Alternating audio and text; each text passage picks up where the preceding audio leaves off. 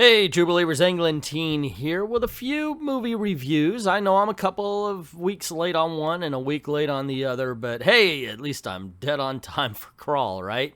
Anyway, I thought it would be kind of fun to put this to paper. Just saw Crawl yesterday, and I thought, well, if I want to stretch this out to anywhere near the YouTube's required 10 minutes, I better put on a couple of more. Well, that's neither here nor there.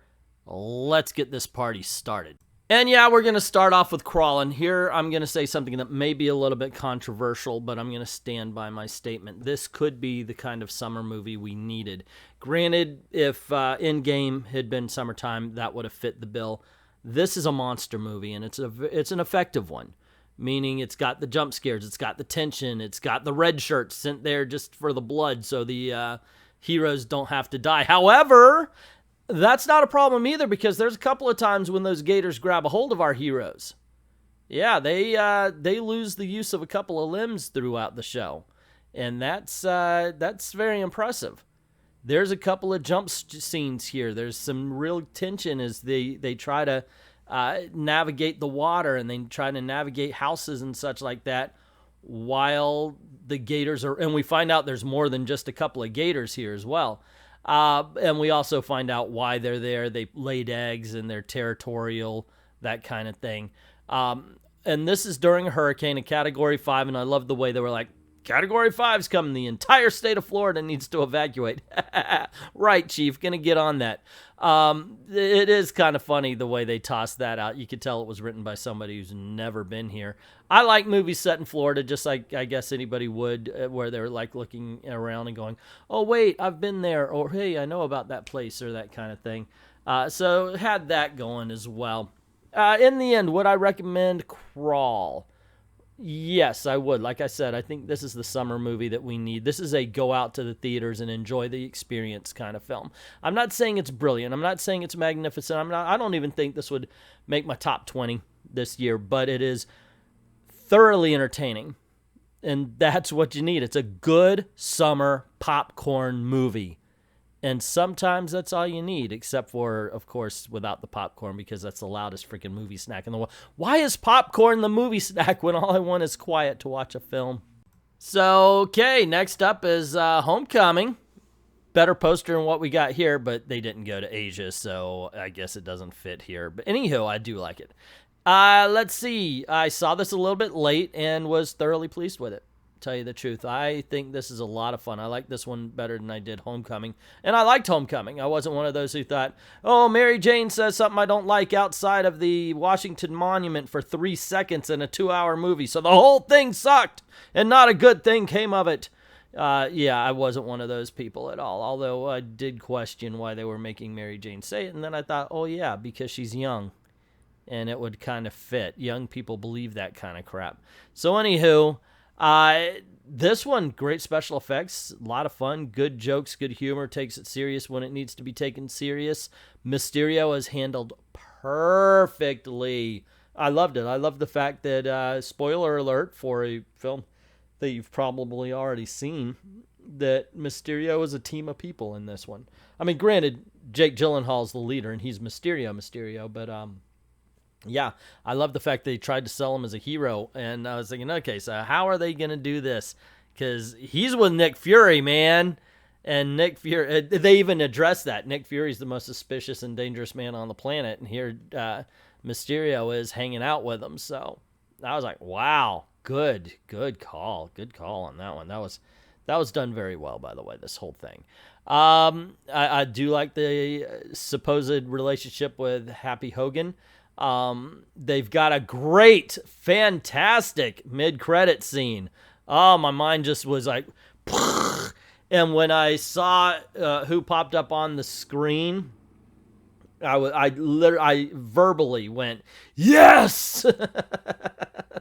So, yeah, I really did enjoy that. This film is really good. Oh, I got to talk about this scene right here, where Mary Jane and Peter Parker are kind of like, yeah, I like you. They played that perfect. If you watch their mouth movements, the awkwardness, the whole 9 yards, they nailed it. These are kids. Well, of course, they're adults. They're young adults, but they are adults. But they play being kids really well. And I'm sure it's because it was like yesterday. But watch Mary Jane. Mary Jane comes off as very hard all throughout this, and this is her moment of vulnerability, and she's absolutely vulnerable in it, and she sells it. She really does. This is a win all around. I think as far as the Marvel movies, as far as Spider-Man movies, could be my favorite one now.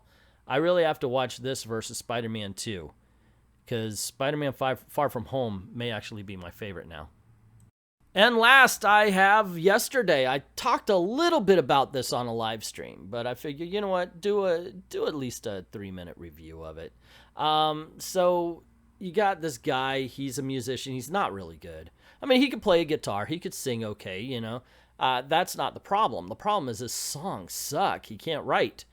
And, you know, it's kind of like what you hear in Rocket Man. I can make the music, I just can't write the words. And here, there's a blackout around the world. When the guy wakes up, he finds out nobody remembers Beatles music. You know, he's given a guitar for his birthday, and they said, well, play a song. So he pops out with Yesterday. And everyone's, oh my gosh, that's the most amazing song ever. And he's like, are you kidding me? And they're acting like they don't know it. And so he decides, let's write Beatles songs. My favorite thing is him trying to remember Eleanor Rigby's something. Isn't there socks in there? And it's just kind of, I love that the way he does that, because it kind of points to the ridiculousness of some of the Beatles lyrics. And I'm not talking about the ones they meant to be, like I Am the Walrus. But even in others, it's like, where are you going with this song? And of course, he becomes ultimately famous, but he starts feeling guilty because it's not on his merit. It's on the merit of the Beatles.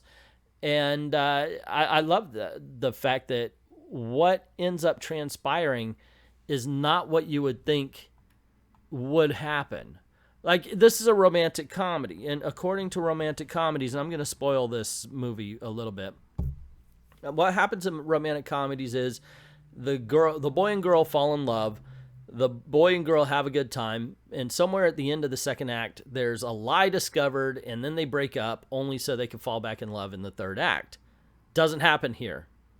As a matter of fact, the other thing that you would think would happen, which they're showing right here, doesn't happen. Or actually it does, but it's done in a different way as well. Everything here kind of plays with the expectations, but it does that in a good way.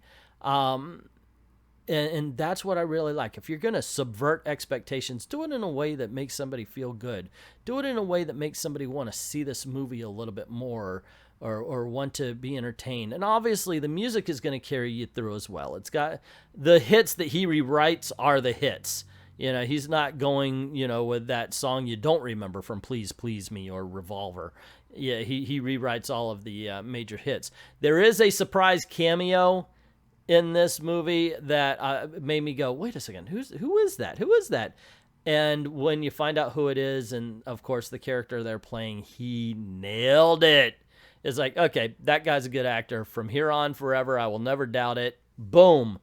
So it's a lot of fun, and it's a nice film. It's something I call a quiet film, where you're gonna watch it, you're gonna love it. You may forget about it soon after, but you're going to be thoroughly entertained while it's right in front of you. So there you go, gang. Those are the reviews for Crawl, for Spider-Man Far From Home, and for Yesterday. What do you think? Did you see the films? Are these even in your radar? Are these the kind of movies you even want to watch? I think you should. All of these are winners, tell you the truth. I like Spider-Man a little bit more than the other two, if I were to put them one, two, because these are, in all honesty, they're way different. These are incredibly different films. But tell me what you think in the comments below. Don't forget to click like and share, subscribe, and make sure that your notifications are on before you hit that notification bell. I don't want you to miss anything. Cool things happen around these parts. And don't forget to go on over to Ko-Fi or to Patreon. Links in the description below. Drop $1 in the till and helps keep making videos for you. Thank everybody who's already done that. And to everyone, all of the true believers and fellow film buffs, thank you very, very much for watching. And remember, stay extreme.